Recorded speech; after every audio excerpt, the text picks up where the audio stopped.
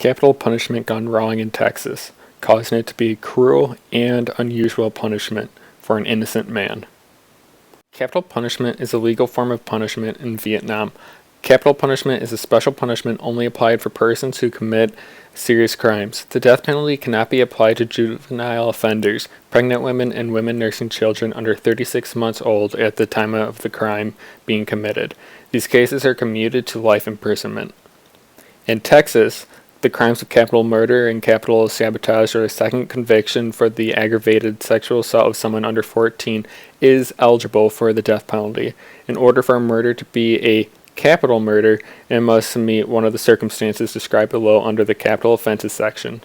Carlos met this circumstance, which led to his execution, which he was wrongfully convicted of.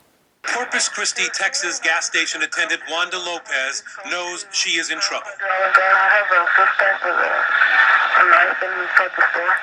Within 90 seconds, blood-curdling screams as she's stabbed to death. Justice came quickly, too.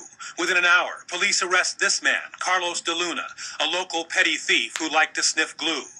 The evidence against him, an eyewitness, and little else. And even though there are no fingerprints, no blood on him from the vicious stabbing, De Luna becomes the lone suspect. Till the day he is executed for the crime, he denies he committed the murder. His story, he was nearby and saw the commotion, and because he was on parole, ran from police. It's very troubling that one prosecutor says Carlos Hernandez is a phantom, when the other prosecutor sitting right next to him knows very well exactly who Carlos Hernandez is and his violent tendencies.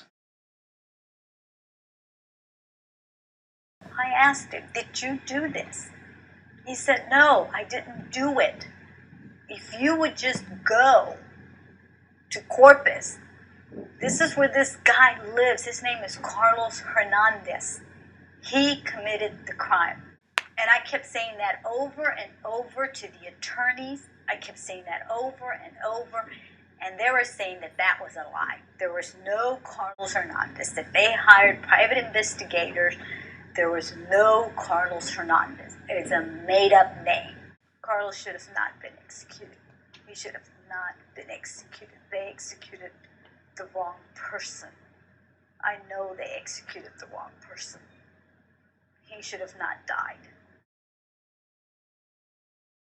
The person that had actually committed the crime was Carlos Hernandez, and Carlos De Luna was the person that was being held for the crime itself. Carlos Hernandez was mostly always assaulting women, assaulting guys, and his weapon of choice was a knife. He always had a knife on him, and most of the time it was cutting up people or hitting them with a beer bottle or something, but he was always involved in mostly violent crimes. The crime scene itself was not processed properly.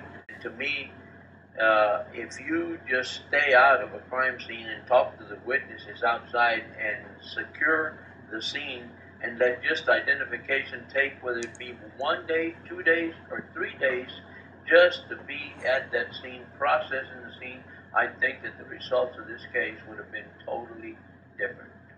There was too much evidence that could have been obtained that was never even touched. There had to be one stain of blood somewhere, as much blood as is at that crime scene. There had to be one speck of blood. They could have connected Carlos De Luna. Yes, you were at the crime scene.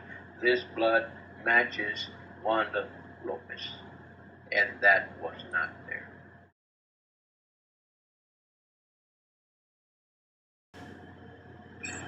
And he said, "I didn't do it." That's as clear as a bell to me. During the day, before 12 o'clock, he didn't eat lunch. But before the day, he's wanted to know if he could call me Daddy, if it would hurt my feelings. Because he had never had anybody stick by him who was in a fatherly position. And I felt like if he could call me Daddy, that would be fine. It sort of shook me up real bad. Daddy is a little bit beyond just father. But he was willing to discuss anything after he got permission to call me Daddy. And he said, will you be with me, Daddy? He said, I'll be right with you. Will you hold my hand? And I told him before I got in there, I said, there are only certain times I can hold your hand. Only certain times. And this was the only inmate. All of them asked me to maintain contact. You know, or wipe their brow, or don't let anybody see sweat, things like that. But Carlos wanted me to hold his hand. I fully believe Carlos de Luna was an innocent man. And I will always believe that. And there's nothing worse in the world to me than to execute an innocent person.